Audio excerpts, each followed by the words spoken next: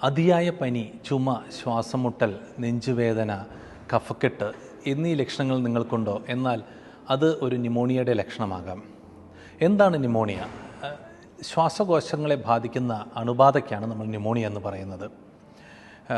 അത് ഒരു non infectious, ഒരു ഇൻഫെക്ഷൻ മൂലമല്ലാത്ത ഒരു കാരണവും കൂടി ആകാം. എന്നാൽ സാധാരണയായി നമ്മൾ പറയുന്ന ന്യൂമോണിയ ഒരു ഇൻഫെക്ഷ്യസ് ന്യൂമോണിയാണ്. ബാക്ടീരിയ, വൈറസ്, ഫംഗൽ മുതലായ കാരണങ്ങൾ കൊണ്ടുണ്ടാകുന്നത്.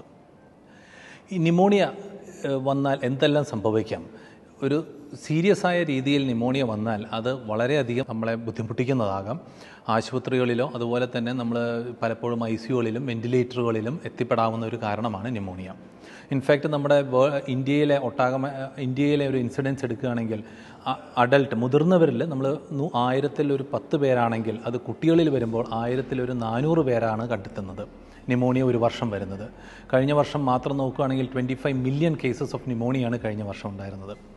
അപ്പോൾ അത്രയും ഹൈ ആണ് ഇൻസിഡൻസ്. ഇൻഫാക്റ്റ് അതൊരു 23% ഓഫ് ദ ഹോൾ ന്യൂമോണിയയുടെ ഇൻസിഡൻസ് ആണ് ഇന്ത്യയിൽ മാത്രം. അപ്പോൾ അതുകൊണ്ട് തന്നെ നമ്മളത് വളരെ കെയർഫുള്ളായി, വളരെ ശ്രദ്ധിച്ച് ഇത്തരത്തിലുള്ള എന്തെങ്കിലും ലക്ഷണം ഉണ്ടെങ്കിൽ നല്ലൊരു വിദഗ്ധ ഡോക്ടറുടെ സഹായം തേടേണ്ടതാണ്.